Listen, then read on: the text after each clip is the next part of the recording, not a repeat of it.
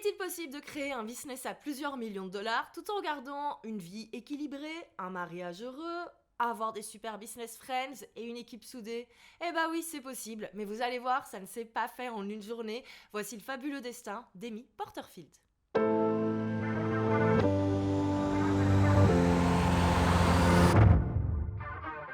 Ravi de vous retrouver dans une nouvelle vidéo. Comme chaque dimanche, on va reprendre l'actualité d'un entrepreneur ou revoir le parcours d'un entrepreneur inspirant. Parfois dans d'autres vidéos, on analyse des formations, on analyse des business.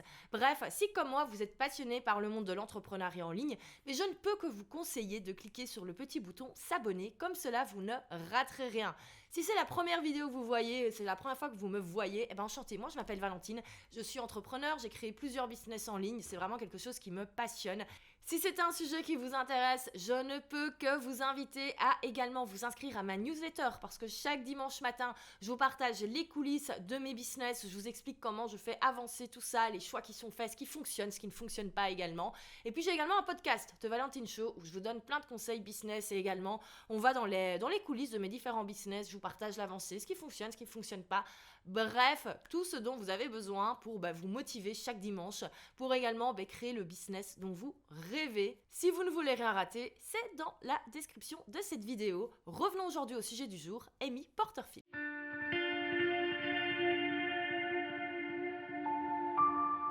Amy Porterfield est née le 12 décembre 1977 à Yorba Linda, dans le comté d'Orange, en Californie. Alors le comté d'Orange, en général, c'est connu comme étant une région assez huppée en Californie. C'est pas faux, mais c'est pas pour autant que toutes les personnes qui y habitent sont multimillionnaires. D'ailleurs, Amy Porterfield vient d'une famille au final relativement classique, classe moyenne. Sa maman est coiffeuse, son papa est pompier. Et d'ailleurs, son papa cumule des petits jobs à côté pour justement apporter un petit peu plus de ressources financières à sa famille. Bref, des parents qui globalement bossent beaucoup, mais qui n'ont pas spécialement une vie de multimillionnaire. Amy Porterfield, elle a une sœur et elle se souvient d'une chose quand elle était enfant, c'est que tous les matins, quand son papa partait travailler, il leur disait « Les filles, si vous voulez être heureuses dans votre vie, il faudra vraiment que vous deveniez votre propre patron. Vraiment, vraiment, vraiment. » Donc voilà, Amy, elle a ça en tête, mais au final, elle a un parcours relativement classique. Elle reste en Californie toute son enfance, toute son adolescence. Elle bouge pas très loin à Santa Barbara pour faire ses études de communication à l'université de Santa Barbara, où elle sera diplômée en 1999. À ce moment-là, Amy a complètement oublié le conseil numéro 1 de son papa. Elle n'a pas du tout envie de se lancer à son compte. Ce qu'elle recherche plutôt, c'est la sécurité de l'emploi. Et donc, elle commence à travailler directement après avoir eu son diplôme. Elle sera engagée dans plusieurs entreprises jusqu'à arriver dans des grands groupes comme par exemple Harley Davidson. Mais là où il y a un moment où ça va tout changer, c'est quand elle décroche un job chez Anthony Robbins.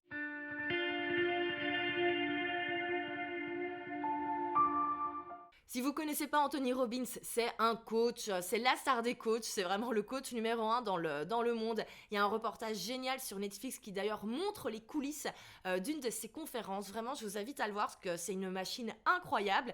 Et Amy Porterfield faisait d'ailleurs partie du coup de cette machine à l'époque. Concrètement, qu'est-ce qu'elle faisait chez Tony Robbins? Elle était responsable du tout le département création de contenu, et puis elle a également migré par après dans toute la partie réseaux sociaux, quand les réseaux sociaux se sont vraiment développés. Bref, elle est restée dans son secteur communication marketing, mais elle était quand même directrice d'un département, donc un job important. Ce job chez Tony Robbins va avoir un impact hyper important dans tout le reste de la vie d'Amy Porterfield. Et pour le professionnel, on va voir ça tout de suite, mais également pour le privé. Et vous allez voir, il y a une petite anecdote rigolote. Alors depuis le début de cette vidéo, je vous parle de Amy Porterfield. Il faut savoir que ce n'est pas son nom de jeune fille, c'est le nom de son mari, Obi Porterfield.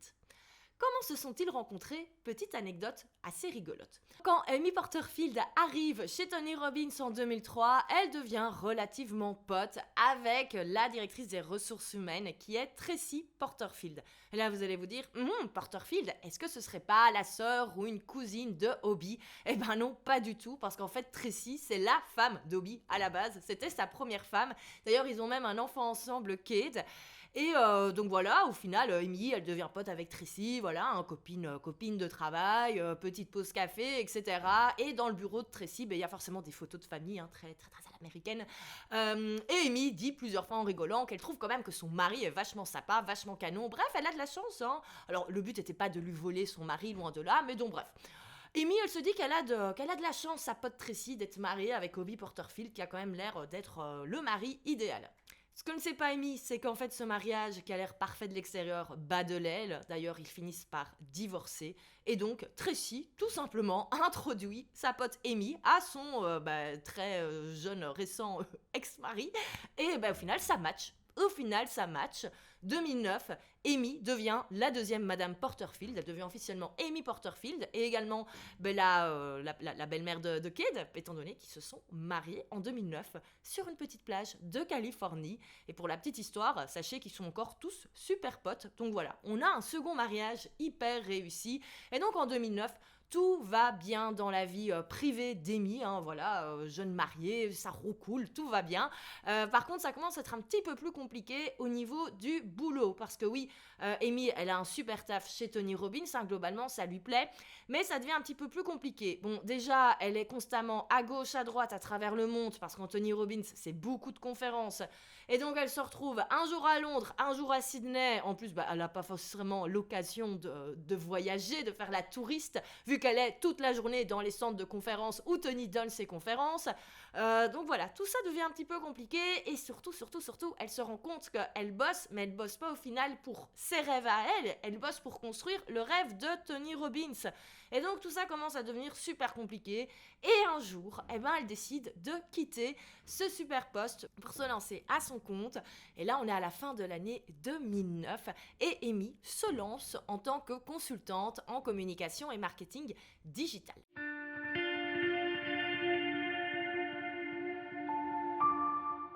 Alors au début, Amy, elle est super emballée parce qu'elle pense que ça y est, elle va se sentir plus libre, elle va pouvoir gérer ses propres horaires.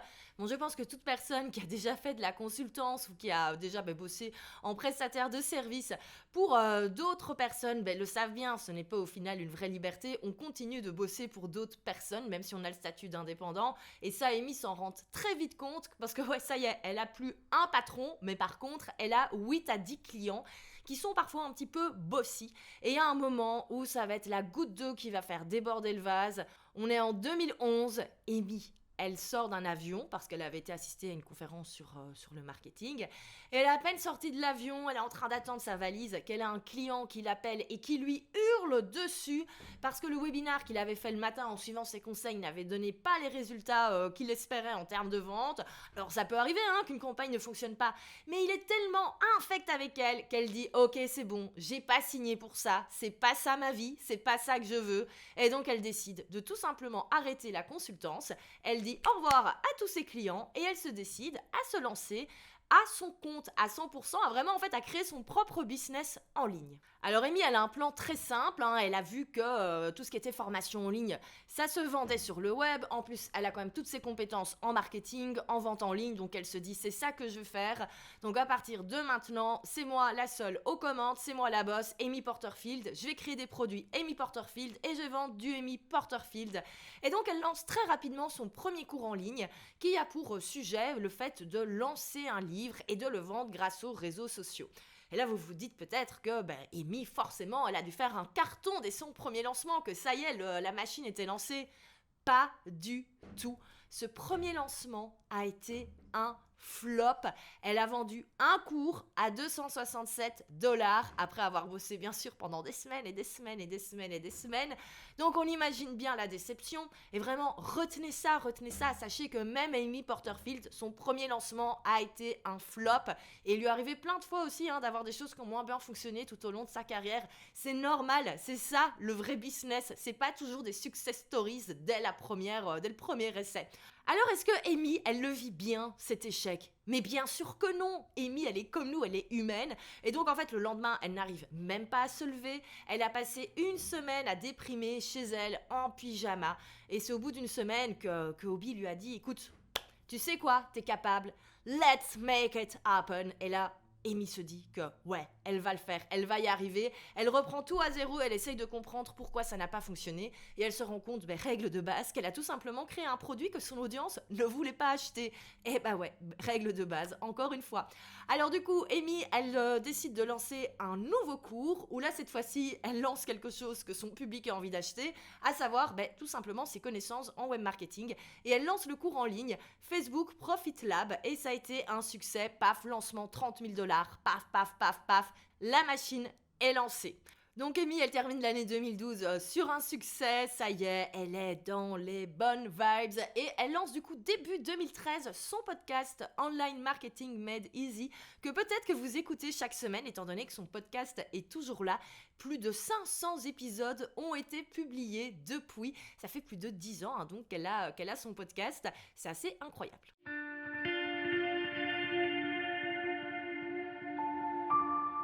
Tout au long de l'année 2013, Amy fait quelque chose qu'on devrait faire plus souvent, c'est-à-dire qu'au lieu de réinventer la roue, elle continue de refaire ce qui a fonctionné et d'améliorer le processus. C'est-à-dire que tout au long de l'année 2013, elle relance son cours sur Facebook, elle le relance toujours avec la même technique de la masterclass, etc., etc. Et au final, ça fonctionne parce qu'elle s'améliore tout au long des lancements, tout au long de l'année 2013. Et en 2013, son business atteint déjà presque le 1 million de chiffre d'affaires. Donc c'est quand même des très très beaux résultats. Tout en continuant en fait à vendre constamment le même produit. Donc Amy, elle continue comme ça également en 2014. En 2015, elle commence à créer sa célèbre team Porterfield et elle engage sa première employée, Chloé, en 2015 toujours. Il faut savoir que Chloé, elle est toujours aujourd'hui dans l'équipe d'Amy Porterfield. D'ailleurs, toutes les personnes qui suivent Amy Porterfield connaissent désormais Chloé et Amy, elles sont encore super proches. Elle a été au mariage de Chloé, à sa baby shower, enfin voilà. On reparlera après, mais je pense qu'Amy est une excellente chef d'entreprise. On en reparlera à la fin.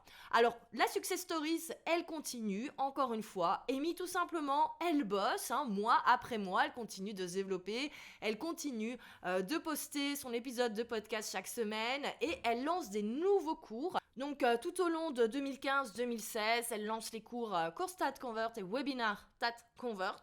Donc comment créer un cours en ligne, comment créer un webinaire qui convertit et elle continue en fait de vendre cela toujours avec la même sauce.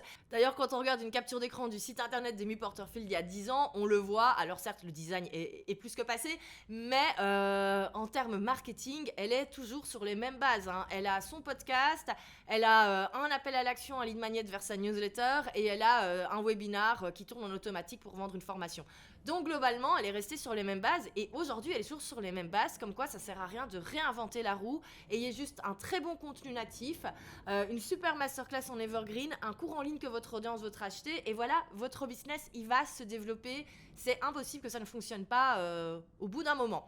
Donc Amy, elle continue de se développer, elle lance ses cours en ligne, ça fonctionne, elle lance en 2017 List Builder Society, qui est un cours qui existe encore actuellement, qui est disponible maintenant toute l'année, qui explique comment créer sa liste email, donc voilà, encore une fois, on le voit, elle est vraiment dans ce qu'elle enseigne, elle est toujours sur des stratégies quand même à très long terme, elle va jamais lancer Amy un cours sur comment faire des reels sur Instagram par exemple, elle est toujours sur vraiment les bases du marketing et on voit vraiment qu'elle a bossé pendant des années dans le marketing et qu'elle sait ce qui fonctionne et elle sait ce qui est indispensable pour qu'un business ait du succès maintenant mais également sur le long terme.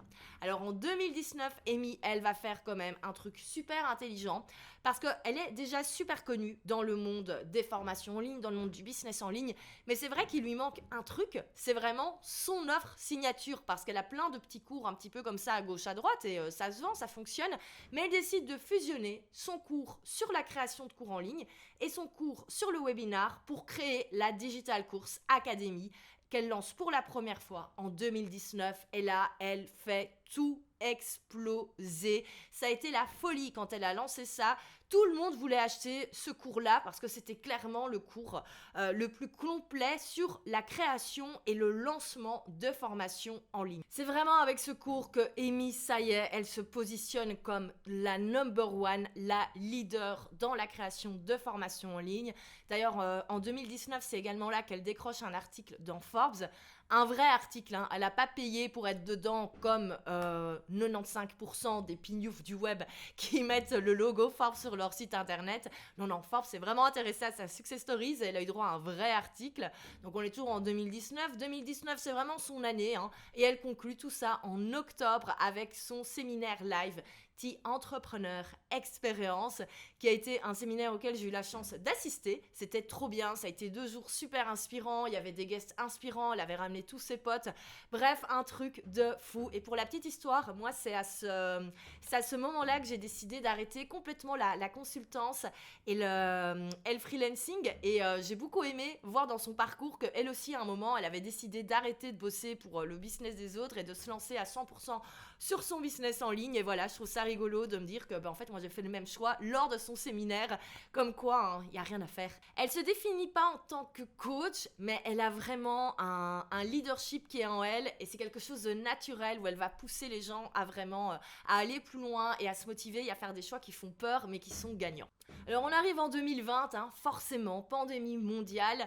Ce qui est assez rigolo, c'est que Amy Porterfield, autant tout le monde a eu, c'est clair, énormément de succès en 2020. Il y a plein de personnes qui sont arrivées pendant la pandémie en 2020-2021. Et Amy, en fait, elle a continué de faire son petit bonhomme de chemin. Je l'ai jamais vue, entre guillemets, pendant cette période, prendre le lead sur la visibilité. C'est même plutôt toutes les personnes qui sont arrivées à danser sur des reels et tout qu'on a plutôt vu pendant un moment. Mais non, Amy, elle est restée sur ses stratégies, son podcast, sa newsletter. Oui, elle est présente sur les réseaux sociaux, mais elle y passe pas non plus des heures chaque semaine, ça se voit, mais elle est restée sur ses trucs. Bon, elle s'est permis une petite liberté, hein. Elle a relancé la Digital Course Academy plusieurs fois, parce que normalement c'est une fois par an, mais bon, il y avait de la demande, pourquoi pas, on se fait plaisir. Elle l'a lancé 2 fois sur l'année 2021, et donc voilà, elle continue son petit bonhomme de chemin, et surtout, elle prépare pendant ce temps-là son livre. Ça y est, son livre qui est sorti en février dernier, 2 Weeks Notice, qui a été un succès phénoménal, best-seller au New York Times. D'ailleurs, c'est trop mignon sur Instagram. Obi Porterfield a porté un t-shirt où il était marqué ma femme est auteur d'un best-seller du New York Times. Donc bref, ils sont trop choux ces deux-là. Elle a également eu droit à sa publicité sur un billboard à Times Square. Donc on n'est quand même pas sur n'importe quoi. Et en fait, pourquoi est-ce que ce livre a été un succès de dingue? Parce qu'en fait, ça faisait des mois qu'elle préparait la promotion. C'est vrai que moi j'avais oublié qu'en fait ce livre n'est sorti qu'en février, parce que j'ai l'impression qu'elle en parle depuis 1 an, et clairement elle a pris sa revanche, je trouve, sur son tout premier cours en ligne. Vous vous souvenez, son premier cours en ligne qui a fait un flop, où on était censé apprendre à comment faire le marketing d'un livre sur les réseaux sociaux. Là pour le coup c'est bon là, masterclass du lancement. D'ailleurs ça pourrait être intéressant de revenir dans une prochaine vidéo sur tout ce qu'elle a fait pour le lancement de son livre, parce que c'est un truc de fou. Et encore aujourd'hui, quand vous êtes sur son site, vous pouvez commander son livre, vous avez accès à plein de bonus. Enfin bref, elle a vraiment marketé son livre comme un cours en ligne. Elle a fait un séminaire qui se donnait virtuellement, mais donc bref, gros bazar. Et je trouve qu'il y a quelque chose de super smart avec le choix du sujet de son livre. C'est vrai qu'en général, quand des entrepreneurs connus sur le web lancent des livres, en général, c'est sur le sujet de leur formation phare. Donc on aurait pu s'attendre qu'Amy lance un livre sur comment créer sa formation en ligne. Et là, en fait, c'est toujours un petit peu compliqué, parce que du coup, un livre à 20€ se retrouve un peu à faire concurrence à une formation à 2000€.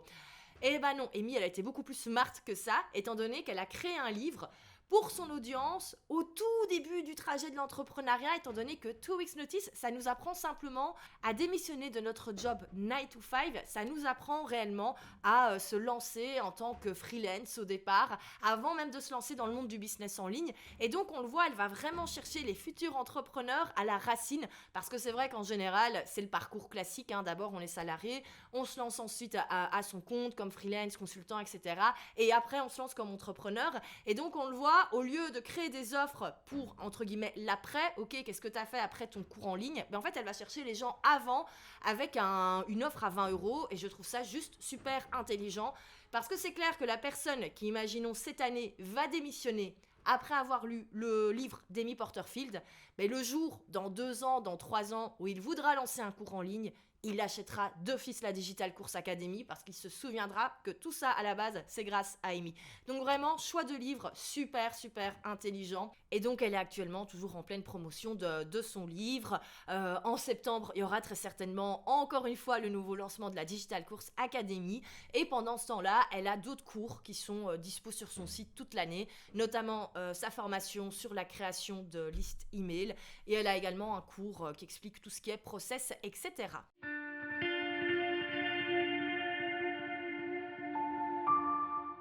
Justement, à propos de process, une chose intéressante à savoir sur Amy Porterfield, c'est qu'elle travaille désormais depuis quelques années seulement 4 jours par semaine.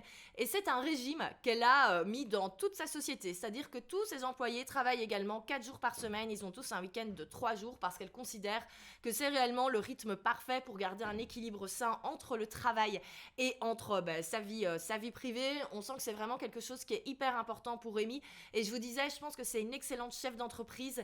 C'est vrai que c'est assez incroyable de voir quand elle est en lancement, par exemple, il y a toute son équipe parce qu'ils sont tous en télétravail, mais ils débarquent tous chez elle, dans sa maison, un peu en mode camping, colonie de vacances pour la semaine de lancement, et ils ont l'air tous de s'éclater, ils ont l'air d'être super potes. Elle a vraiment créé un vrai esprit d'équipe, et son équipe est vraiment autour d'elle et fait vraiment partie de la team Porterfield, et je trouve ça top parce qu'elle a quand même un business qui est basé sur elle, le nom du business c'est son nom, et elle arrive quand même à faire grandir et à faire rentrer son public dans les backstage avec son équipe qui deviennent également des personnes qu'on connaît également. Donc super bel exemple.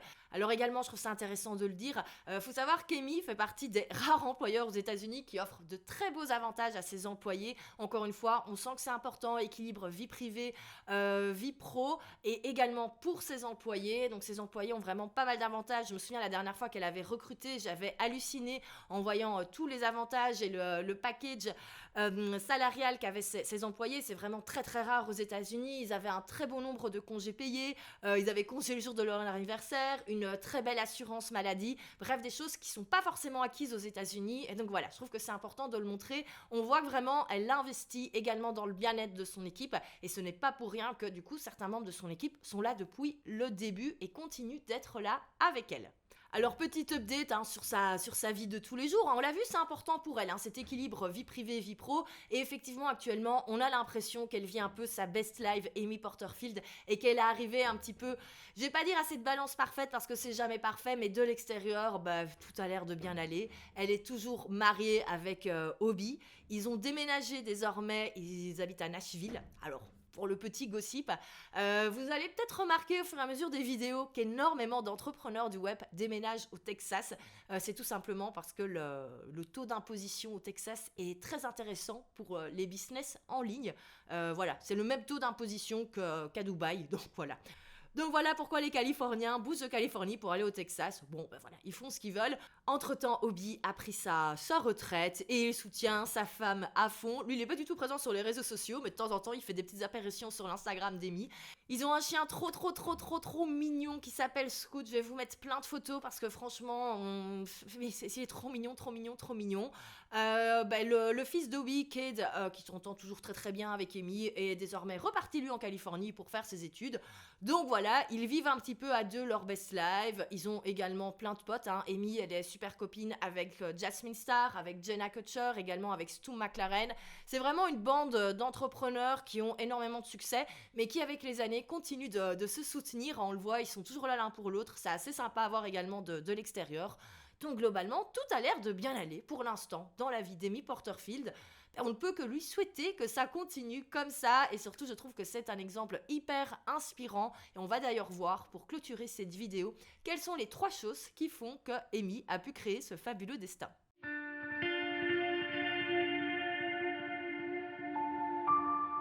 Alors, première leçon, tout d'abord, Rome ne s'est pas faite en un jour. Je pense que vous l'avez vu.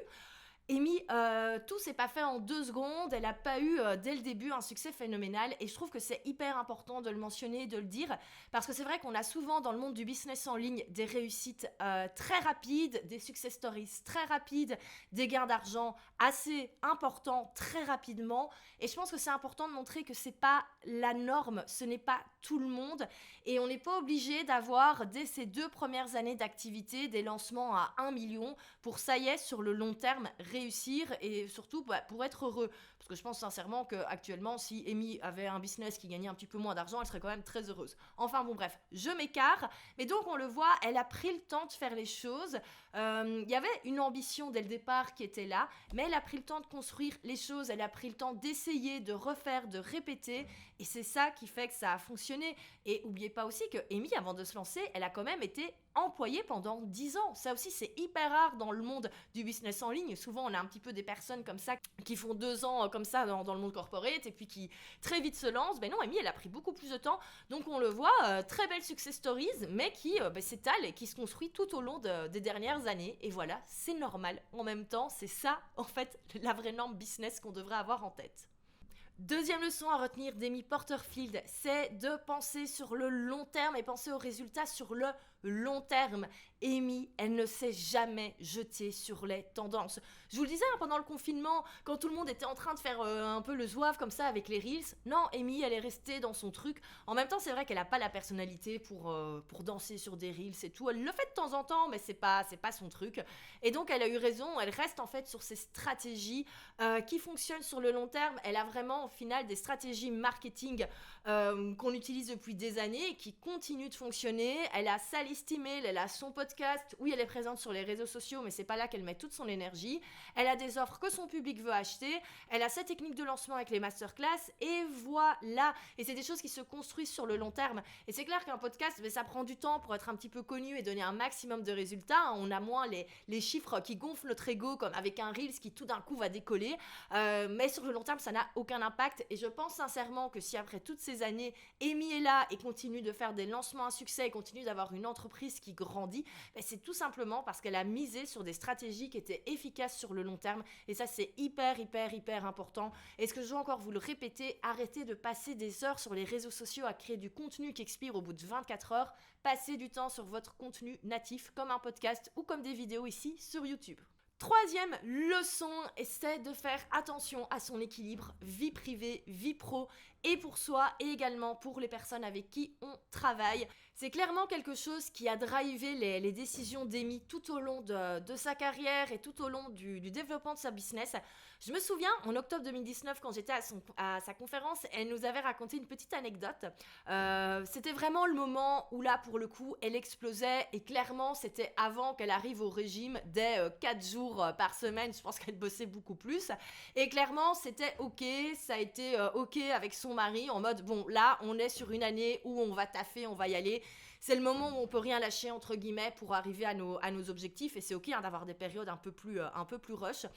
Mais par contre, elle avait demandé à Obi, elle avait dit ok, je veux pas que ce soit une frustration parce qu'on va peut-être moins se voir et c'est trop mignon. Obi, tout ce qu'il lui a dit, il lui a dit en fait moi ce que je veux juste c'est qu'on prenne notre café ensemble tous les matins et qu'on discute pendant une demi-heure de ce qu'on va faire de notre journée. Juste, il lui disait ça, je veux juste une demi-heure tous les matins avant que t'ailles taffer et tout. Alors en fait elle se levait déjà beaucoup plus tôt donc elle commençait à bosser mais elle prenait toujours une demi-heure pour boire son café avec son mari et ça a été vraiment une routine hyper importante et ça peut paraître tout simple mais c'est une petite chose qui fait la différence. Donc voilà, équilibre, vie privée, vie pro et c'est vrai que là elle est arrivée à un rythme de vie qui a l'air idéal. Voilà, elle bosse 30 heures par semaine. Bien sûr, il y a des années de travail pour arriver à ça, mais comme quoi c'est possible et on n'a jamais eu de drama globalement avec Amy Porterfield. Vu qu'elle a toujours fait, je pense, très attention également à sa santé mentale, ben, on est sur un business qui du coup a grandi de manière assez saine, à une vitesse assez saine. Et c'est pour ça qu'elle est là aujourd'hui et qu'au final, la régularité qu'elle a pu tenir en faisant attention à elle, à son équilibre vie privée, vie pro, ben fait qu'elle est là aujourd'hui et qu'elle est là en pleine santé, au top de sa forme. Et c'est vrai qu'on voit là maintenant, à 45 ans, elle a l'air juste de vivre sa best life et on lui souhaite qu'une seule chose, c'est que ça continue comme ça. Voilà pour cette vidéo, j'espère que vous avez aimé découvrir le parcours d'Amy Porterfield.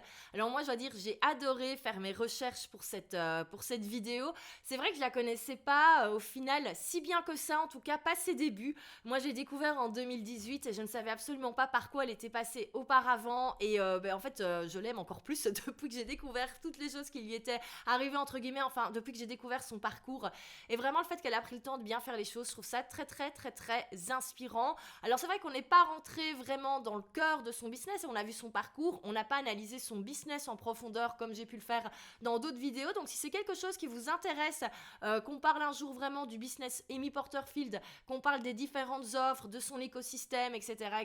N'hésitez pas à le dire en commentaire. Vous pouvez tout simplement mettre le petit emoji geek là avec les lunettes, comme ça je sais que ça veut dire oui. Et donc comme ça, je pourrai faire cette vidéo dans les prochaines semaines, les prochains mois. Merci d'avoir regardé cette vidéo dans son entièreté. Je vous dis à la semaine prochaine et pour ne rien rater, n'oubliez pas de vous abonner.